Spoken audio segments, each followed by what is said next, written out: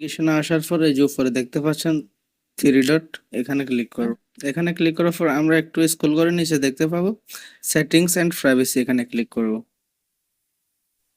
এখানে আসার পর আমরা সেটিংসে ক্লিক করব। এখন আমরা অ্যাকাউন্ট সেন্টারে ক্লিক করব। অ্যাকাউন্ট সেন্টারে ক্লিক করার পর এখানে আপনারা দেখতে পাচ্ছেন পাসওয়ার্ড এন্ড সিকিউরিটি, এখানে ক্লিক করব।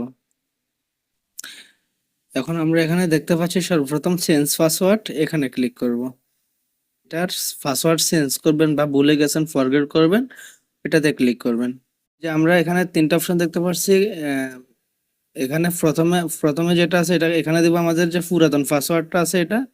এরপরে আমরা দিব হচ্ছে যে নিউ পাসওয়ার্ড, এরপরে আবার নতুন যে পাসওয়ার্ডটা দিব এটা বসায় আমরা এখানে চেঞ্জ পাসওয়ার্ডে ক্লিক করে দিলে সাথে সাথে পাসওয়ার্ডটি চেঞ্জ হয়ে যাবে।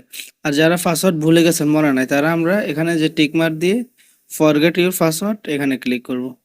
এখানে জিমেল বা নাম্বার অনেকগুলা, যেগুলা যে নাম্বার দিয়ে এই ফেসবুক অ্যাকাউন্টটা খুলছিলেন সর্বপ্রথম, ওই নাম্বারটা এখানে শো করবে। আপনি কিসের মাধ্যমে এখানে ভেরিফাইড নেবেন, মানে ভেরিফাইড কোড নেবেন, ওই যে যেরকম একটা সিলেক্ট করে কন্টিনিউ দিবেন। সাথে সাথে 6 ডিজিটের একটি ভেরিফাইড কোড আসবে আপনার মোবাইলে, ওটি এখানে বসায় কন্টিনিউ করে আপনার পাসওয়ার্ডটি চেঞ্জ করে নিতে পারবেন।